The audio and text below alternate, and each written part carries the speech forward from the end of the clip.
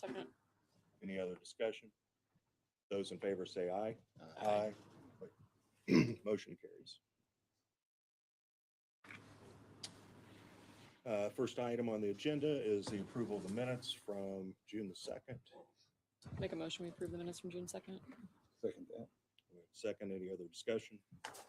Those in favor say aye. Aye. Motion carries. And secondly, approval of the claims, no job source claims this morning. Motion to approve. Second. Second, any other discussion on the claims? Those in favor say aye. Aye. Motion carries. Under appointments, DeAndre, you want to come down?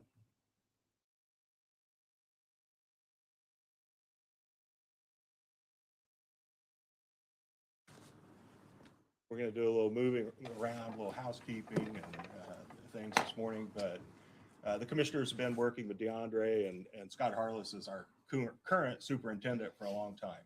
And DeAndre was a person that we felt like had the potential to be a future superintendent at the highway department, and it showed exemplary leadership skills and innovation by creating our own CDL licensing school, basically, at the highway department, among other things. And so today, DeAndre is going to take over as being the county highway superintendent for the first time.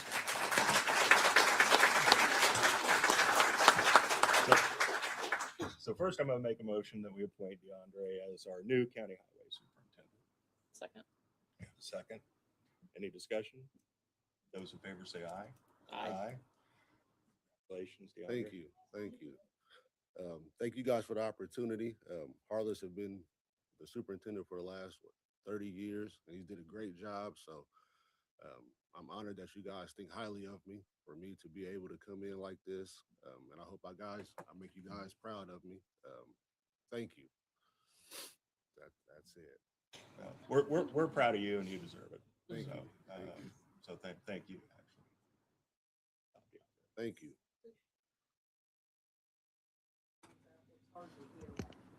Can you hear me now?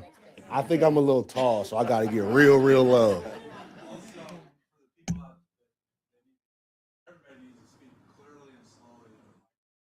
Okay. So I can say everything over again. You would have been a little bit more nervous with this crowd than a few years ago. Yeah, I got a little bit of practice. Yeah. I got a little bit of practice. You're welcome. When I'm nervous, I make people laugh, so that gets me by. But thank you guys for the opportunity. I really appreciate it. My family's back there. They didn't want to miss today either, so I'm sure you hear my son back there. Aw. But thank you. Good. Good to go. Thank you. Thank you.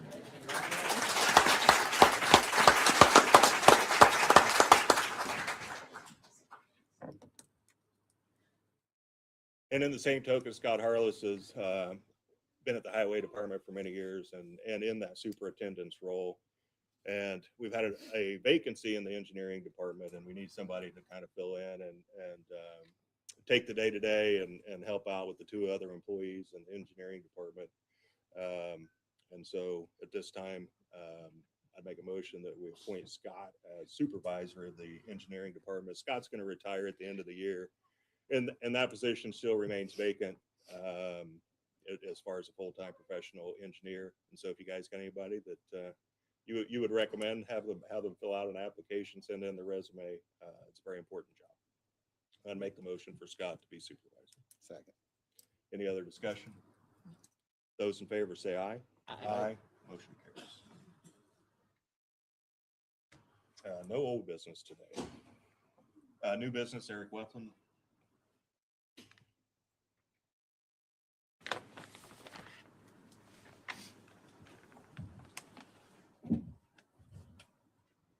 Morning, Eric Wefflin, owner's rep for the jail project, Pendleton, Indiana. We put out a design package, and Melinda McGee from McGee Design House. Do you want to come up just in case? Melinda's team put out a design package for furniture that is going to be in the new facility. And we received a bid on that. And so Mr. Graham has that envelope. Today, we'll open that up, read the bid amount, and then take that under advisement and report back to the commissioners at some point in the future. This was a soft cost item, so this was a planned item that was included in the project budget. As far as the process goes, if you have any questions, Melinda's available to talk about anything that you want to know about the process that was undertaken and how the design was done. But at this point, from a bid opening standpoint, we just need to open it up and read the bid amount. Do you have anything that you want to? There are. The first one is bid package number 1. Administration building unit F and detention wings units A, B, C, D, and E. It's from Commercial Office Environments out of Indianapolis.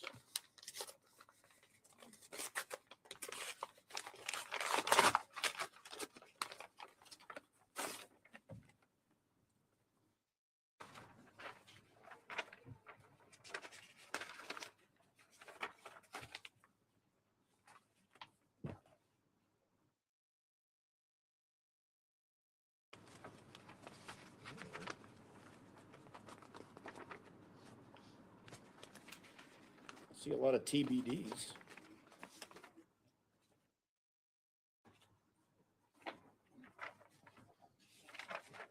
Is there a bid form?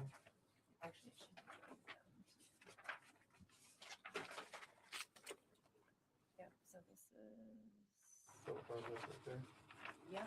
Total furniture. Right here. Okay. You wanna That's read for, it? Sure. It's small. Yeah, you want some stuff. I do. I know, I didn't read it. There it is. Yeah. That's package 1. Package 1, total project bid $472,996.42.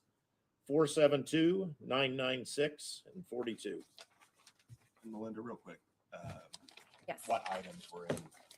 So for the administrative package, that was primarily office desks. There was some general furniture, mostly offices at that point in time for all the admin side. And then number 2? Number 2, that was a detention package. So much smaller package, but just some ancillary detention furniture that was not part of the construction package.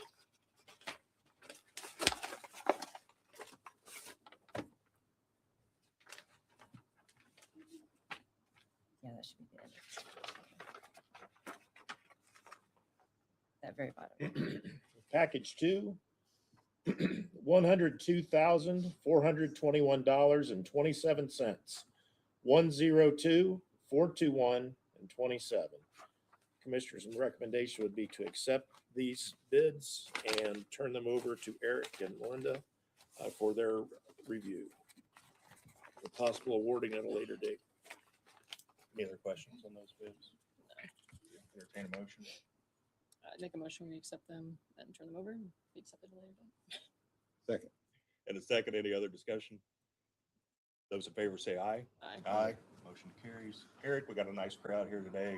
Where are we at timeline on the jail and how are things looking? We've got about 4 months left of kind of the major construction. So the building is going to enter a phase in towards the middle end of September, where we start reviewing the project.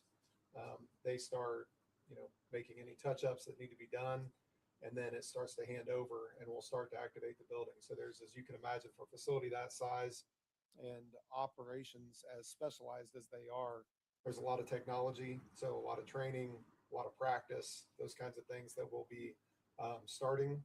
And then the county will really transition into taking possession of the building right at the end of this year. And when we talk about technology, there's a lot of things people wouldn't necessarily think about. So could you just kind of hit on a few of those things that are pretty cool? Yeah, just from an observation standpoint, so there's, obviously, cameras are, new, updated, and the most modern. But then in terms of access control, there's a lot of really good technology. So everything from how the staff moves for the facility, ease of movement through the facility.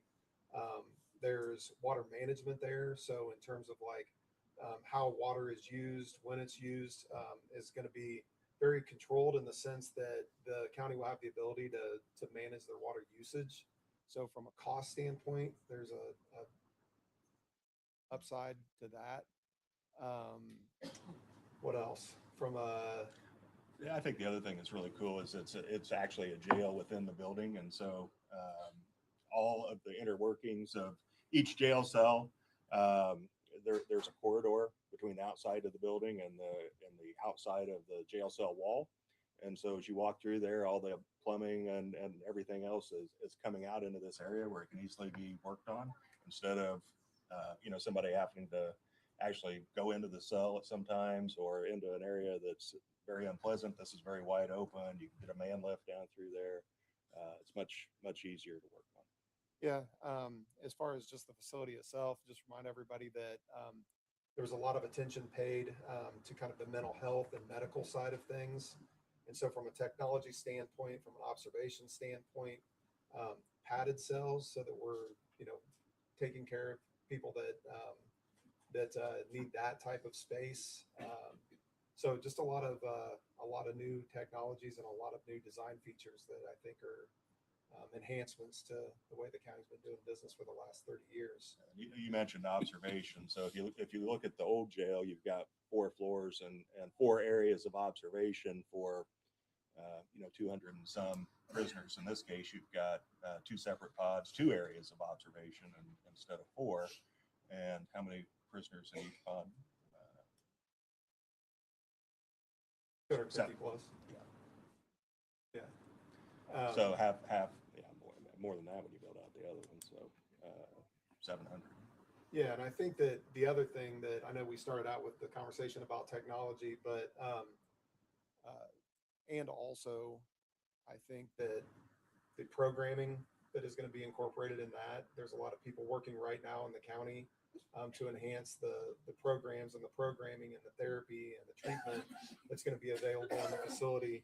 So the number of classrooms that are in the building, the way those classrooms can be observed, the technology that we were talking about that's going to be in those classrooms, TVs in those classrooms for instruction, those types of things I think are key enhancements to the facility and how the population that's going to live there temporarily, is going to have access to lots of programming that the county is being very proactive in getting implemented into the new facility. Yeah, so it'll be kind of a different way of doing business in that regard. Hopefully, cutting back on recidivism. Absolutely. In that process, which we've not had the room, to even come close to being able to do what we're going to do in this year. Any other questions?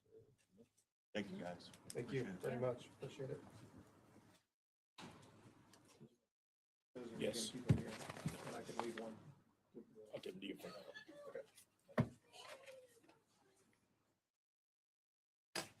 now. Jeff, we've got a resolution on public meeting policy, and if you could kind of go through that a little bit for us. That just mirrors basically, I think, what state laws are. It mirrors state laws. This was partially drafted. I amended it some with the guidance and the assistance of Deputy Prosecutor Hannah. When public comment at any kind of public meeting, but as most people don't realize that public comment is not required except in limited circumstances under state law. In public hearings, it always is, and then there's a few other types of ordinances that mainly in front of the county council that require a public comment. It's always within the discretion of the public agency to allow public comment, and in a lot of cases that's a good thing, and the public agency wants to do that. However, recent trends have shown, excuse me, that there is a very small minority of people that comment at meetings that detract and infringe on the rights of people that otherwise would like to speak and have their time chewed up and cause disruptions. And for that reason, the state, and with the help of Deputy Prosecutor Hannah, have helped draft the resolution to provide guidance and certainty and objectivity of what the rules are for public comment, when it becomes a disruption, number of warnings you get, what a disruption before you're asked to leave. It's extreme. It is heavily balanced on free thought.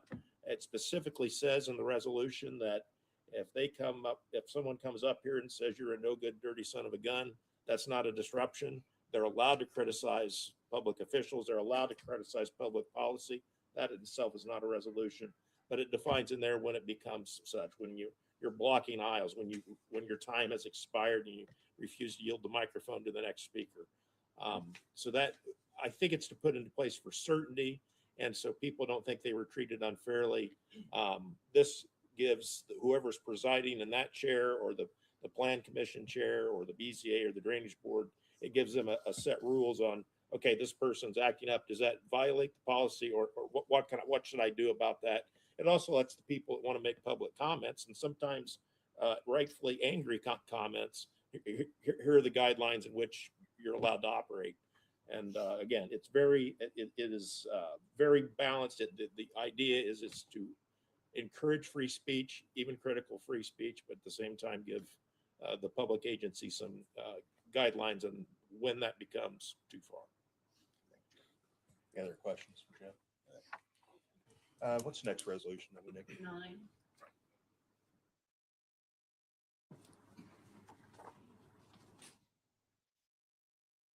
We could entertain a motion on resolution number 9. I make a motion we pass resolution 2026-BC-R-9. And we have a second. Any other discussion? Those in favor say aye. Aye. Motion carries.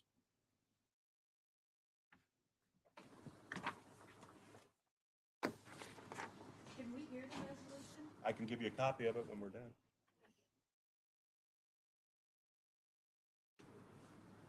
Under new business, we have the Aegis Task Order number 2. This agreement follows basically our hourly rate with Aegis, and Aegis has been assisting the engineering department when needed in the absence of having a professional engineer on staff. This new task order would extend that maximum out of pocket for the county to $20,000, which was originally 10. So this adds another $10,000 to that. I'd make a motion for approval. Second. We have a second. Any other discussion? Those in favor say aye. Aye. Motion carries. Dispatch.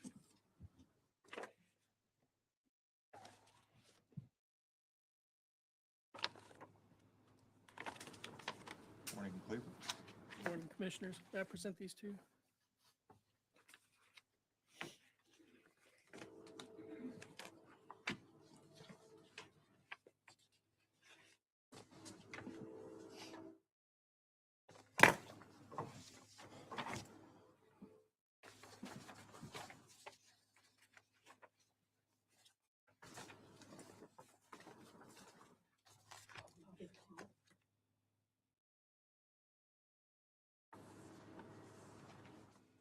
Good morning, everyone. My name is James Cleaver. I'm the radio administrator for Madison County. In front of you today is a proposal for a recording system, equipment and support services for a 5-year term. The current system that we have is from Word Systems Incorporated. It's called NICE, N-I-C-E, Inform System. And there were longstanding contracts with this company for the last 20 plus years. Excuse me. Since this time, there's been additional companies come to the forefront and been able to be vetted with our current radio system and to allow us to potentially use those. So with that additional competition, I submitted proposals or requested proposals from these companies and received 3 different proposals or quotes back. Those are highlighted for you. The first one is from Word Systems Incorporated. It's a existing it's not a complete rip out of our current system. It is an upgrade of the current system and hardware to the newest software version and hardware that would support that. The other 2 proposals are for the same system. It is from a different company called Eventide. One is from our current radio vendor, and the other one is from a vendor in Illinois, which is the nearest vendor for this outside of those 2.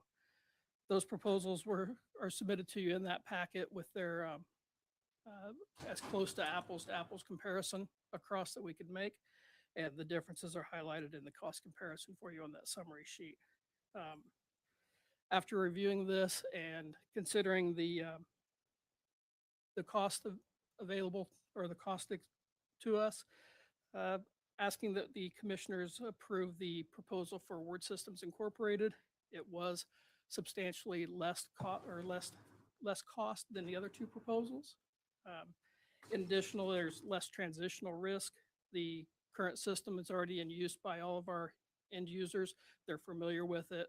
We wouldn't have to rip that out, retrain everybody, and put that in for a system that would cost, the county additionally more money. There's some full disclosure with this. This proposal, we're in year 5 of our current contract with Word Systems. Word Systems will suspend the last year of that contract to enter into this new contract, so there will not be a cost for that 5th year. The only cost that we incurred in that is the approximately $10,000 equipment lease that we would still have to use. One of the kind of caveats to switching systems is we still have a 3-year retention policy that we have to abide by. So even if we did choose to switch to a different system, I'd still have to support and maintain that existing system for 3 years so that I could get the information that's stored on it off of it. And what that information is are the 911 recordings, the administrative phone call recordings, the radio recordings for all the emergency traffic that goes over. And we, keep those for 3 years as by statute, and then they, ultimately roll off if we don't have space for them. So, all this, kind of in summary, we've, had to move this project up about 9 months faster than we would have due to a conflict in software. Our current radio system is going through an upgrade in Q3 and Q4 of this year, and we have to be at a different version of software of NICE. So if we were to stay with them, I've got to move this upgrade up a little bit faster than what we would have, hence the not finishing out the first term of the contract. That being said, the dispatch center, more prominently the director, we've had this on our radar for multiple years. We've been able to store up enough money so that we do not have to lease this equipment for 5 years, saving the county approximately $40,000 in just flat lease fees that we would never recover. All that being said, Word Systems was the least expensive proposal that meets all needs. We'll actually get better equipment that the system would run on and upgraded software to go with that. All that's laid out in that summary sheet, and if you need the underlying details in it, the proposals are behind us. So all that being said, if the commissioners have any questions, I'll be happy to answer them. But the dispatch center's proposal is to recommend Word Systems for a 5-year contract.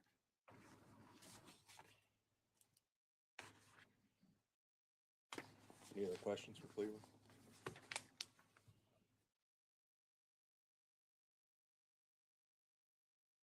You get a chance to review this. Entertain a motion. Make a motion that we approve the contract with Ward Systems Inc. Second. Do we have a second? Any other discussion? Those in favor say aye. Aye. Motion carries. President, if I may, these are the Continue signature to keep pages. coming back and saving more money. You do. Places for 2 signatures. Thank you.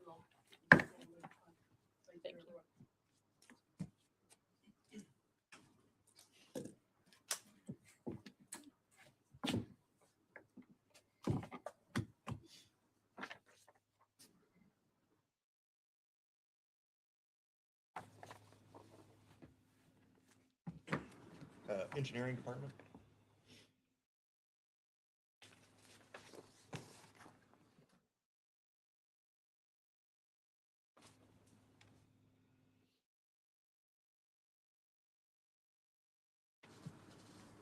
Good morning, everybody. How you guys doing? Very good. Yourself? Not too bad. I'm here today to ask for approval for 2 different agreements. I will start with Avenue. Avenue, for the last few years, they've done our road asset management, which this basically helps us make sure we meet all state requirements so we can continue to get different funding, different grants, different things like that. Last year, I believe the total was $122,000. This year, it's 120. Also with a hourly not to exceed $30,000 in case there's anything extra else that we need from them. They've been a big help for the last couple of years with our road asset management, as well as helping us have other opportunities to kind of figure out which way we need to navigate to fix these roads and different things like that. So I am here to ask for approval for that agreement. I have a copy of these too, if you guys need a copy. Got them. Did you want me to do the other one first or other one next? Yeah, just go ahead. Okay. And then the next one would be A&F Engineering. Earlier this year, we spoke about getting neighborhoods done. Last year, they helped us do, was it 5 or 6? 6 neighborhoods. So what they did were we all went out together, walked through the neighborhoods, marked things up. We just kind of figured out the best way and different options to construct some of these neighborhoods. We have 40 plus neighborhoods that all need work. And we'd like to continue to do that with them going forward.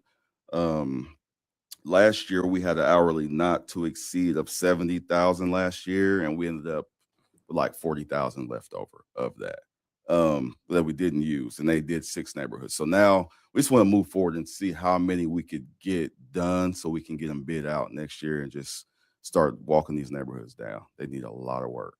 What's the new not to exceed figure? There is no not to exceed figure for this one. And I have representatives from both. If you had any questions for either one of them. Do you mind if we add a not to exceed figure in there? Another 70,000 again? Maybe?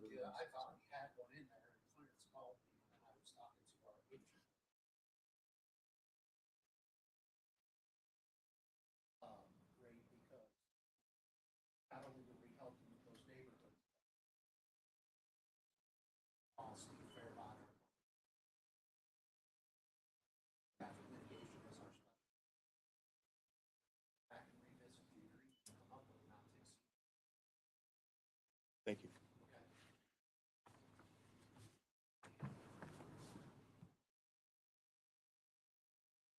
No, unless you guys have any questions for Any me. questions on Avenue? I don't think so. I'd make a motion that we approve the Avenue contract. Jeff, you've been through that. I have, yes. Second. I've got a second. Any other discussion? Those in favor say aye. Motion carries. And you want to just go back and then present a not to exceed at the next meeting in a couple weeks? Okay, that's not going to affect. Is that going to affect anything? No. Okay. Let's do that. I'd make a motion that we continue A&F Engineering. Second. Any other discussion? Those in favor say aye. Aye. Motion carries. Thank you. Thank you.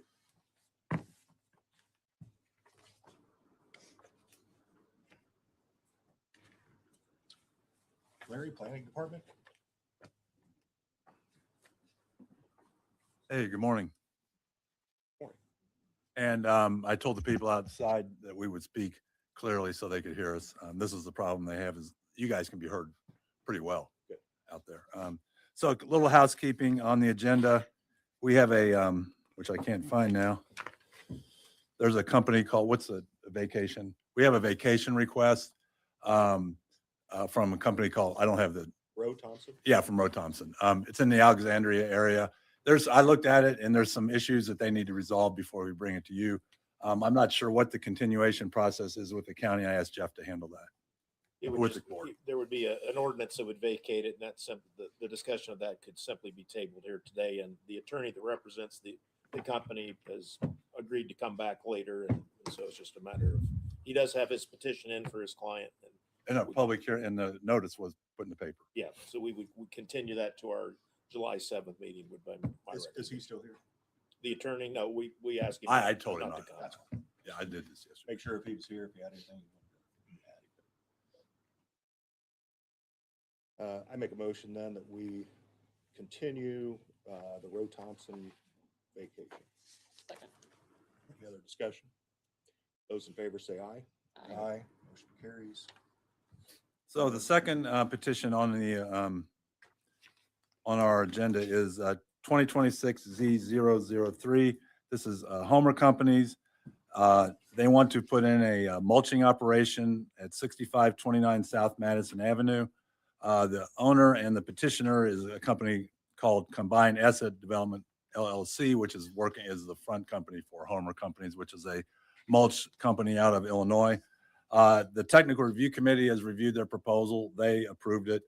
At the June 9th meeting, this position for a rezone was presented to the planning commission, and they have forwarded it to you with a favorable recommendation. The notes from that recommendation are member Kosinski made a motion for a favorable recommendation to the Board of Commissioners with agreed upon commitments that they received drainage board approval. There is no work on site until approved. And then in their drainage work, they need to consider the fact that Bestway is also expanding 22 acres. And so they've got drainage issues up north that are going to affect the drainage issues on the southern properties in this situation. So they want that to be included in the drainage report that Homer does. So this company is just briefly, I'll just tell you who they are, what they do. Combined Asset Development, working with Homer Companies, proposes to operate a mulching business on about 26 acres behind and slightly west of the Bestway transfer station. The acreage is made up from five parcels, and there's been a house on the property which will be used as an office facility of some type. They plan on using the property for outdoor wood chip storage, outdoor mulch storage, mulch manufacturing, and storage of machinery and equipment. The staff concerns were noise and some other things. We did work up some buffer issues. We discussed traffic. There's not going to be a lot of traffic. We discussed hours of operation. The hours will be limited to, working day hours. They're not going to be grinding mulch at 5 a.m. They are aware of our county noise policy and those various issues. So staff recommendation was favorable. And if you got any questions, I'll be glad to answer them. And representatives from Homer Companies are here. Any questions for Larry or the representatives? Ordinance number? 4.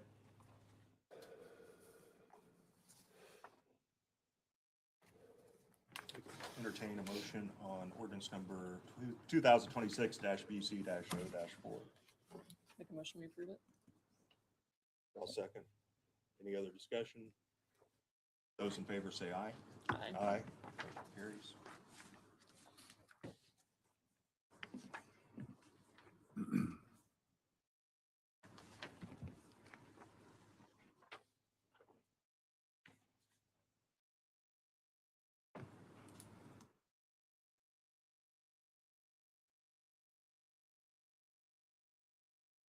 Okay, you ready?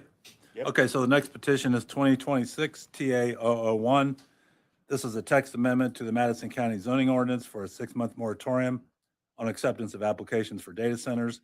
I will state that as of right now, we have had no applications or no inquiries into our office for any data center at any place in Madison County. That's not to discount the rumors that are out there, but there have been no inquiries or applications submitted to my office. The staff recommendation, the Board of Commissioners have requested a 6-month moratorium on acceptance of applications for data centers. This was presented to the Plan Commission on June 9th. The Plan Commission has forwarded this to you with a favorable recommendation. Just generally, our plan going forward is to work with our consultants, HWC, as you know, and I think most of the people know, we are currently working on a UDO that we hope to have finished in the next couple months and then presented through the process in August, September, October. That we're conducting this ordinance review outside of that process because the current update has a lot of things in there that are going to make it better for the community. It's going to make them, we're going to reduce the number of variances that have to be gotten. It's going to save them money. So there's a lot of things we want to get done in this ordinance and get it passed. But in the meantime, we recognize that these ordinances that we are developing for the energy stuff are very critical. So our plan going forward is to work with our consultants, HWC, to frame out the body of each ordinance, data center, battery energy storage system, carbon sequestration, and small modular reactor nuclear for now. I mean, something may pop up tomorrow that somebody's going to say you need an ordinance for that. We're going to actually try and put a mechanism in place to handle that, kind of like I did with the last thing that covers this stuff. Once we get the basic ordinance drafted, we will present it at public meetings, not a public hearing, in September or October. and then make appropriate adjustments because of the public input and start taking the plan through the hearing process, at which the time the public will have additional opportunities to comment. Our plan is to ask the Plan Commission to create a subcommittee of the Plan Commission, which is the same thing we did with the solar ordinance, of 2 Plan Commission members and 2 representatives of the public. Olivia, I believe, has spoken with members of the public, so that's and then we would work with the committee and our attorney to draft these ordinances, which would go through the public process. We anticipate our first hearing with the subcommittee in mid-July and public meetings in the fall. The hearings and possible adoption of these ordinances could occur in late fall 2026 or early 2027. We have had discussions with HWC about them incorporating these directly into our UDO so that the formatting and all that, the links, because everything's hyperlinked now to different, you click on one page and you go to another page, hopefully. That's kind of a joke. Probably not a good one, but please note we have an energy blog on the county website. I'm going to try and update it every Friday. I've noted earlier that those things are horrendously potential for like forgetting about it and somebody goes to the wrong meeting, but we're going to really be aggressive to make sure that's intent. So that's it, what I have for the solar ordinance. Another thing before I stop, also on another note, I'd like to update you on the Alexandria Neighborhood Redevelopment Program. We conducted cleanups on June 1st and June 2nd in the Phillips and Innisdale neighborhoods outside of Alexandria. I would like to thank our code enforcement officer, Tom Weitzel, for his help in managing this process, and Scott Harless of the Highway Department and his crews for a great job. Happy retirement, Scott. The process was smooth and we had good participation. Hopefully we can expand this program to other areas of the county as resources and funds are available. So that's all I've got if you have any questions. Larry, explain a little bit more about a UDO for everybody, just throwing out some acronym and. Well, the UDO is the Unified Development Ordinance. Since 2002, in 2002, Madison County adopted a zoning code and a subdivision control ordinance. Over the last 25 years, most communities have gone to combining those for ease of everything. It's basically efficiency. And one of the things we're trying to do with our current UDO is even streamline stuff, to make permits easier to get, to make permits smoother and all that, which is part of what's coming out of the state requiring us to do through State Bill 1001, which also reduced our funds. So is that clear? On the moratorium itself, it was an almost unanimous vote by the Planning Commission. It was a unanimous vote, and they did request. 8-1. 8-1. Oh, it was 8-1. That's right. It was 8-1. And they did request that a public hearing be held at the next Plan Commission meeting to extend it another 6 months. I would tell you, I don't see much reason to do that. If you finished in 4 months, it's the law. If you finish in 4 months, you're done and you bring it. If you need another 6 months, yes, it is. If you need another 6 months, then you can extend it and take the time that you need. So that seems premature to me. To do that at that time, just my opinion.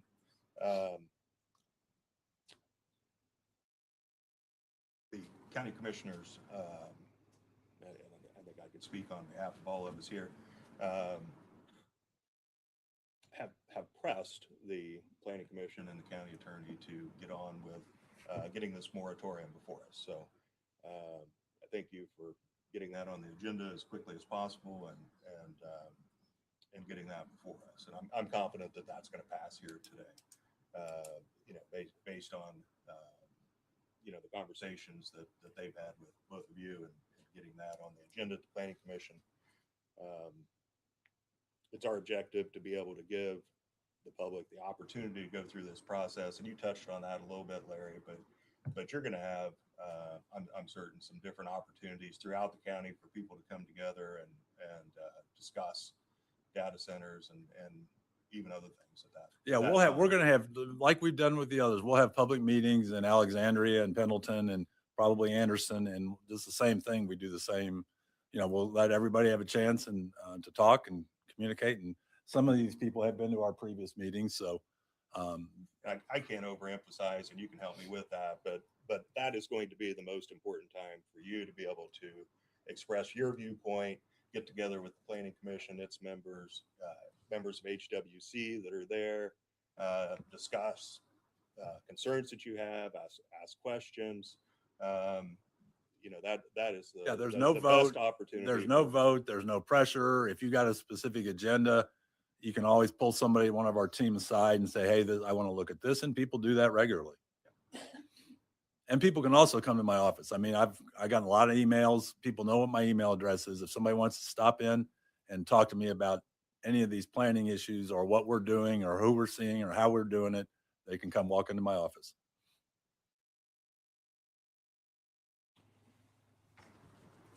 Questions for Larry?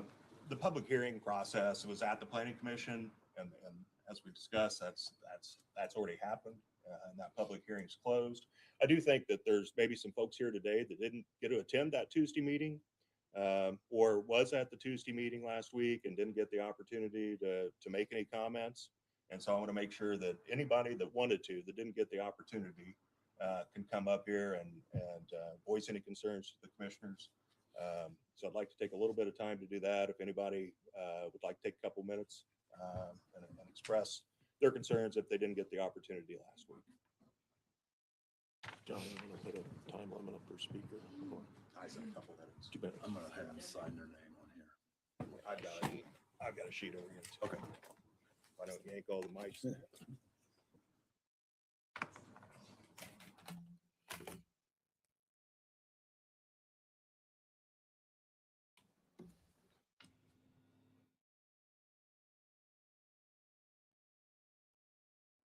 Thank you.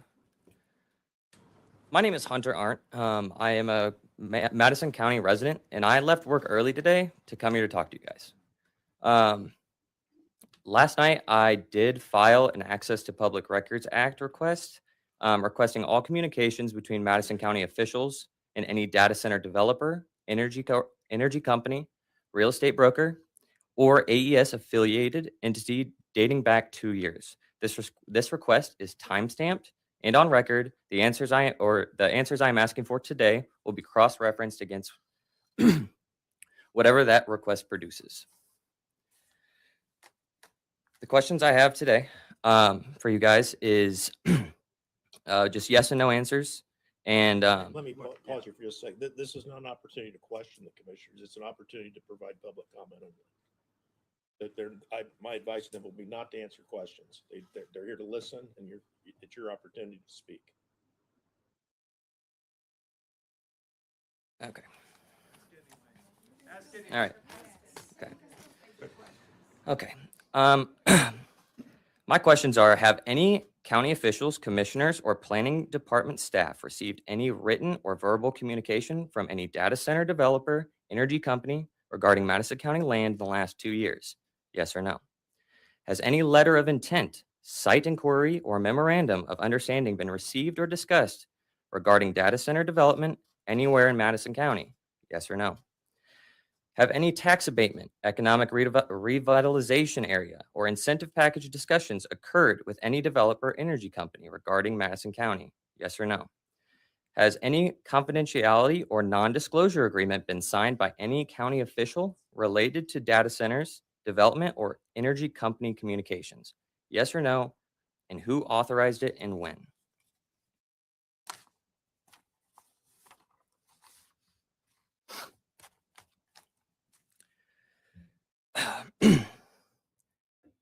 The consortium buying AES Indiana is not investing in this community. They are investing in their own returns. BlackRock's Global Infrastructure Partners, a European fund called EQT, California's public pension system, and the Qatar Investment Authority are purchasing our power grid for $33.4 billion. Indiana's own state treasurer publicly warned these out-of-state foreign entities are not focused on Hoosiers or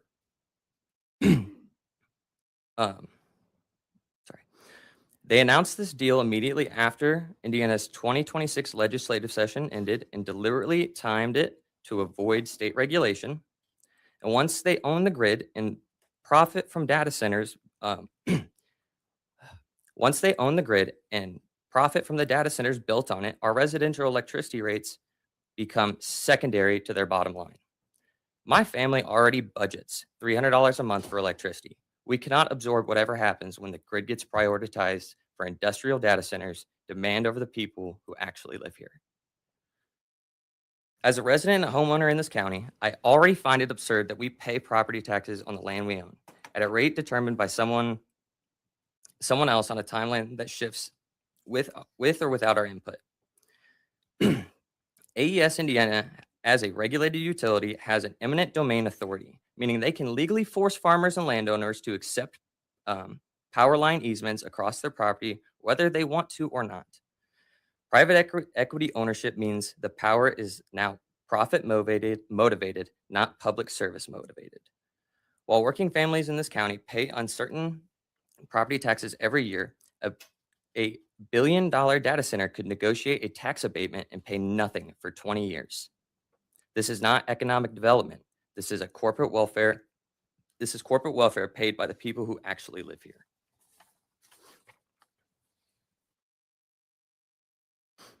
And what makes me angry about all this is not just the data centers. It's the situation that reveals us what is actually happening. Madison County deserves people who value their residents and this community to do better. Not officials who make decisions that benefit whoever fills their pockets, while people who live and work here are left to deal with the contaminated water, higher electricity bills, and lost farmland. A 6-month moratorium is not enough. It does not give us time to complete a baseline water study. It does not produce a permanent protective zoning ordinance. It just delays the same conversation. We need a 12-month minimum, and we need legal binding protections written and enacted before the moratorium expires. Thank you, guys.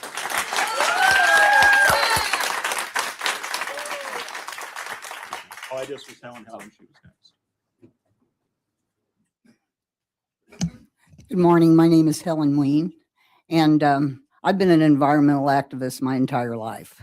I did not know a lot about these data centers, and I feel like I'm a novice compared to some of the other people in this room who have been studying it for a long time.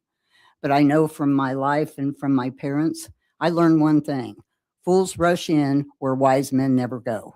And that's where you guys are headed right now. You're rushing in for the dollars, and you're not listening to the people. We're not rushing into anything. We're putting moratorium. 6 months is not enough, John. All I stated was that when the job is done, the job's done, whether you make it a year or not. That's the way it works. So if it takes a whole year, then it takes a whole year. If it takes 8 months, then it took 8 months. That's all I said. Well, put the exception in there. Go rush into anything.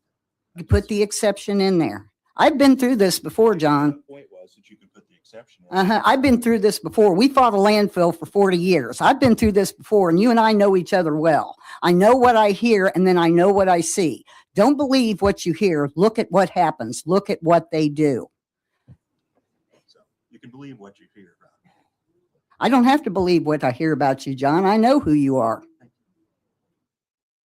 And I know the people in my community are tired of profit over people. We are tired of it. It is time for you to represent us and not business. That's what we're doing. Thank you.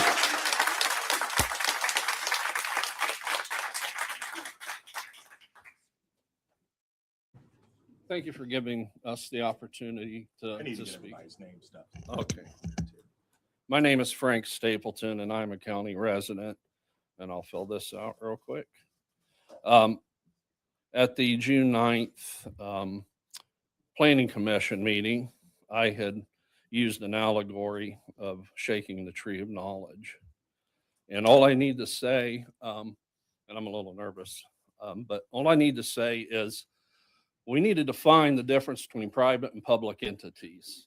And I think if we don't do that, we're going to be running into a lot of problems, as the first speaker has already mentioned. So I just hope that you guys use that knowledge and represent the people. Thank you. Thank you, sir.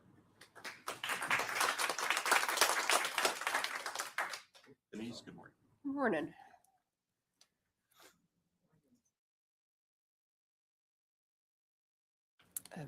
Denise Spooner, Alexandria. I just want to thank you both, all three of you, for letting us talk. I know that's not usual sometimes to open up to public comment, but I wasn't able to be here last time at the planning commission meeting. I had a family emergency. I did submit my speech to planning department and they have it over property values. I do want to make sure the audience understands that Helen Ween here is a fellow real estate broker. I have a lot of respect for her. She's been a broker forever. So it's finally nice to see some other real estate brokers come up here. We have a real estate professional on the planning commission. I know Larry didn't mention names. He said, you know, he didn't plan to do that, but I don't care whether that gets mentioned today. But my name was brought up as a community citizen to be on the advisory committee. I'm in the northern section, and I suggested that someone be represented from the south, and that is Cole Buttry. So we are your two citizen members, and I just wanted the community to know that. So for those that don't know me, I have been on BCA for a year and planning almost 4 years. And I just want to express people don't trust the government. I get it. I totally get it. Took a long time for me to work my way in to develop professional relationships with my county commissioners. I appreciate John Richwine's love for agriculture. We share that. My father's a farmer.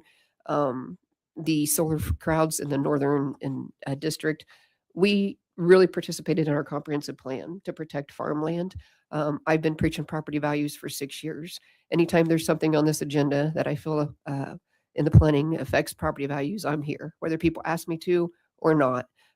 This is my market. These are my neighbors. These are my family. I come whether I'm asked to. And I definitely know data centers are going to impact property values in a massive way. People next to them are being bought out, which, you know, that's what they need to do. But the next row of homes, they're just left, and people are not going to purchase homes near these things. As soon as I heard the data center battle coming to Madison County, I texted all three of you and I said, "You think solar was bad? You ain't seen nothing yet." And the last meeting, the number of people that came out was amazing, and you guys did a wonderful job. I want the community to know that I'm dedicated to Madison County, and I've shown that for 6 years. If we don't get this done in 6 months, you can count on Denise Spooner holding this government accountable to ask for more time. And I think there's just sometimes a lack of understanding with the people. It's very confusing. I didn't know what BZA meant when I first got into this battle. So I've had to learn a lot. And I understand what Mr. Richwine is saying. Commissioner Richwine is not going to push this through because I won't let him. He knows that if we don't get this done, he'll give us another 6 months. So rest assured, you're going to have somebody on your side sitting in these meetings, listening to this and understanding the process. I think if we work hard, we can get it done. And that's what you're going to get from me. Hard work, dedication, and I will see this through, and we will get a proper ordinance for this county if I have anything to say with it. Thank you very much for letting me speak.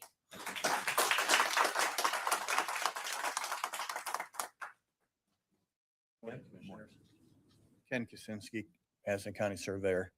John, we are going to present it to you in July for the six months additional moratorium. Let me explain to you why. With HWC, they're going to look at it in the fourth quarter, which is the end of this year. Will it get passed through the board? I have no idea. It'll probably be pushed to 27 at that point. If you do a 6 months moratorium, which you guys approved today, and thank you, the next 6 months will put you in holiday. Nobody's coming at holiday time. Everybody has plans for their families and everything. If we come back to you in July and ask you for another 6 months for your vote, that puts us up through 27 through June to take a better look at what's going to happen. That's the reason why you're going to get we asked for a year, but it wasn't advertised when I talked to Jeff, and that's why he's coming back. And I presented it to the planning commission. The point simply was, Ken, it just takes as long as it takes, whether that's 8 months or a year, it's going to take as long as it takes. So Right. I understand. Nobody's against that. I'm just, some people feel like 6 months they wouldn't be here if it didn't get heard. They wish, it wasn't that holiday time. So that's the only thing I'm asking you. Because that's what you're passing today doesn't mean 5 months from now, somebody wouldn't come in and say, hey, it's going to take another 4 or 5 months at least. Let's make it another 6. And hopefully we're done by then. But if not, we'll continue it again. Okay. I just want to make sure we're all on the same page. And I believe we are that. That's what they want, and that's what they're yelling at quite a bit. Not yelling, let me rephrase that. But they're expressing their opinion very strong. But you're going to go through the process, and when the process is done, the job's done. That's it. Thanks.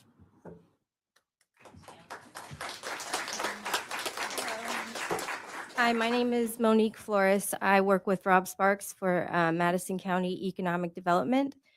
He's unable to make it today. I believe he emailed you all yesterday. I don't know if you've had a chance to read that or not. I'm just here to reiterate his concerns that the moratorium would diminish our efforts with companies, site selectors, and brokers who are looking for a business-friendly place to make an investment. Our office is open to discussing these issues. We've physically worked the projects, and like Larry has stated, no projects have come forward to date. We just want to ensure that the updated standards and ordinances address these concerns without restricting future opportunities. So if you're wanting to talk to our office, we're always open for that too. So thank you.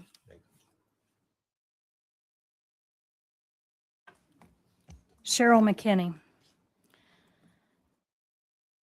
Anderson, Indiana. You guys are supposed to be representing the voters. And other than one person in this room who just spoke, I'm willing to bet everybody else here is against data centers in our county. The county also enacted an ordinance policy, I don't know, maybe 2 years ago, year and a half ago. Have you looked at the ordinance policy and looked at the noise level from the data centers? I mean, it could be a moot point, because if the ordinance for noise is already on the books, what are you going to do? Rescind it now? I mean, and it's not you, it's the county council. But the people of this area do not want data centers. We don't want to see our money go to those. We don't want to see our water and our electricity go to them. So whether it's a 6-month moratorium, a year moratorium, I could care less. But what I do care about is the fact that this moratorium does expire during the holidays. And that makes it very difficult for many of us to get here. And I think that there's an initiative behind that. That's my personal opinion. You can, Commissioner Richwine, you can deny it at all. Your attorney said that you guys were not supposed to speak. It's our time. It's our turn to speak. I'm not trying to argue. I was trying to explain that if Larry came in, whether there was anybody here or not, the commissioners would vote to extend that. That was all I wanted to say.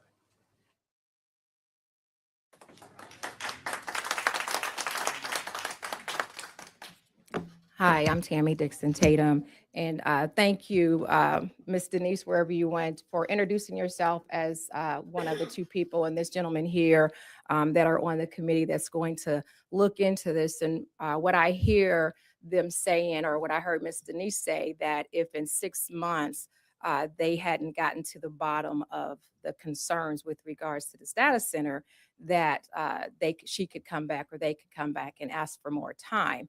Because it seems that they seem to think, or you all seem to think, that you can get through this in 6 months.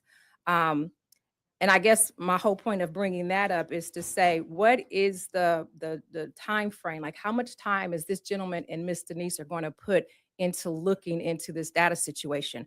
Are they retired? Is it a 40-hour-a-week type situation? Is it once a week? I don't know what that looks like, but I would like to better understand that, because I don't know if there's a roadmap, some type of process that will give them insight on what to look at. So, for example, the last meeting that was like 2 hours long, and people were out in the hallways and they expressed their concerns.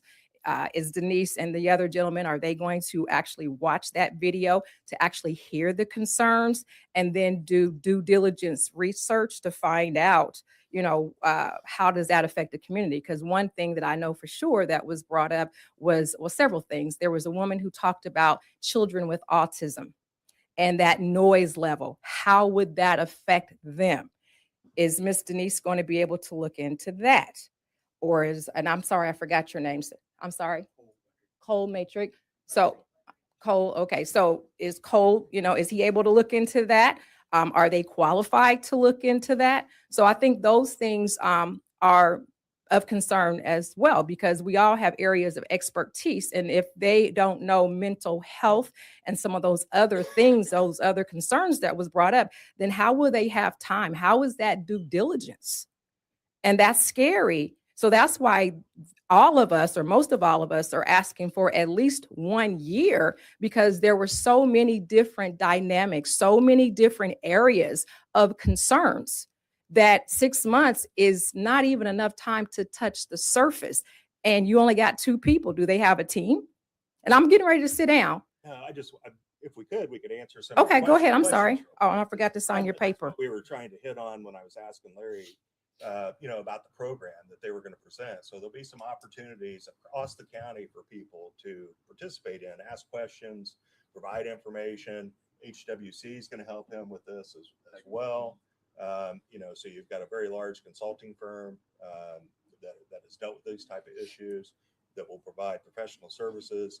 And then there will be 4 people on the team.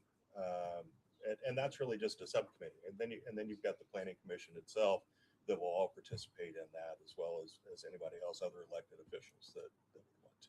And so, and I hear what you're saying, and, but I also think that, these consulting firms, I take it they come from their outside. Is this consulting firm from Anderson, Madison County area? Because that's another thing. The lead person that Larry's working with is from Pendleton, to answer your question, from HWC. Okay. And I'm going to say this, do any of those people stand to gain anything financially from any of this business that's going on? Because all of those things are concerns, those conflict of interest, even if they're small, if they are not transparent, that is a problem. Because like the other lady said, people are very leery of government. And if something is so good for this community, why does it always seem like things happen in secrecy? That's the problem, because if it's good, you should spread it like the gospel. Jeff, if there was any conflict of interest from anybody on a consulting team, wouldn't they have to disclose that? To the And then they state, would be in yep, some type of. They'd have to present it to you and to the state. Okay. And so again, I'm like everybody, else. We are very concerned because data centers, from everything that we have read about and everything that we've learned, they are not good. And we want people over profit. We want safety for our community. That's what we want. And like my grandmother, I'll go to my seat, but my grandmother used to say, all money ain't good money. So we need to be careful on what we do. Thank you.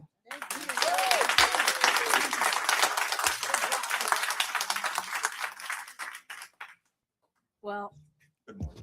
good morning. I'm Cheryl Myers, and I wasn't going to speak today, but I had to. Just a minute. I live just outside the city limits between here and Anderson. First of all, I believe in government a lot more than I believe in corporate mentality. And I respect you. I respect you for giving so much of your personal time to this. You don't get paid for every hour you spend.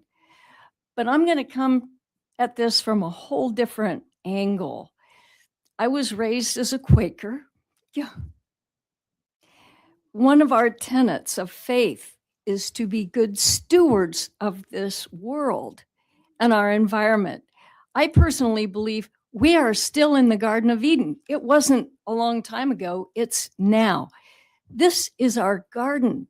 This is our one shot at protecting and wise use of our water resources, our farmland, and all the resources we have. We have a gold mine.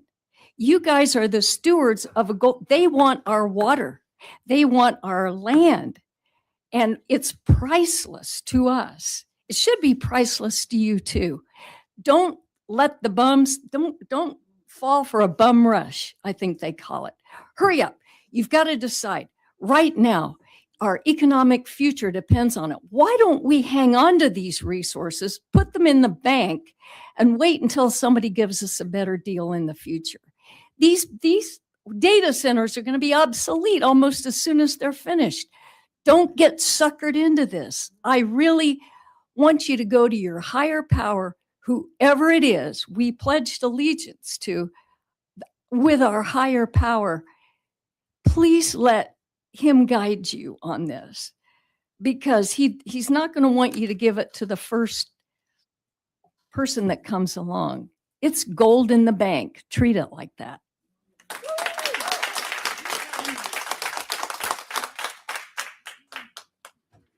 Good morning. Thank you guys for letting us speak today. I wasn't sure if we would have an opportunity for public comment, so I very much appreciate the opportunity. I also wanted to say thank you for the accommodations, because it was clear at the Planning Commission meeting last week that there were many more people interested in being here and being a part of it than were able to fit in this room. I'm not sure if there's people out there, but if there are, I would encourage you to allow them the opportunity for public comment, just as the Planning Commission did. So thank you guys for that. I did want to ask that each of you are able to make it to these public hearings in the fall. I would love to see our commissioners there. I would love, yes. Identify yourself. I'm sorry. Oh, yes, I'm sorry. Susan Hanna, 3807 West A Street Road. Thank you. Sorry. But I would love to see you guys at those meetings in the fall so that you are involved and you see not only what is going on in this room, but you see what all of these people in this room and all of the other community members that are unable to make it to a meeting at 10 a.m. on a Tuesday, what we have to say about data centers, because clearly there is a lot of people that care about this issue. So I'm asking that. And then I also hope that you consider that it seems to be pretty clear that people don't want this. So a 6-month moratorium might buy us some time. But what I would really love to see from you guys is an outright ban, or things to be. I would love to see restrictions so stringent that it is essentially a ban without being a ban. And then like Hamilton County. And then maybe we will appease the Economic Development Commission with that. Thank you.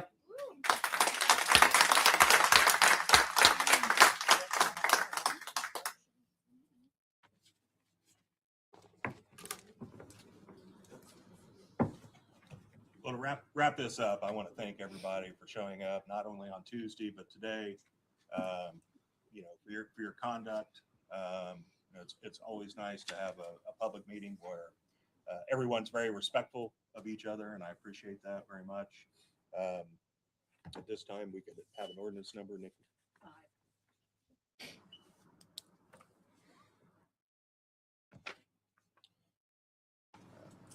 All the other things done on this, Jeff. So I mean, it's just a one reading, Right, one reading. type of ordinance when it's already went through the Planning Commission. That's as correct. such. So I'd make a motion that we pass ordinance number 2026-BC-0-5 by title only, an ordinance of the Madison County Board of Commissioners establishing a 6-month development moratorium on data centers in unincorporated Madison County.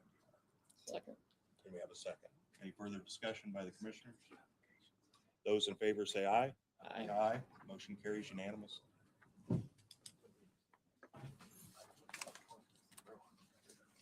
Any other business to be brought before the commissioners this morning?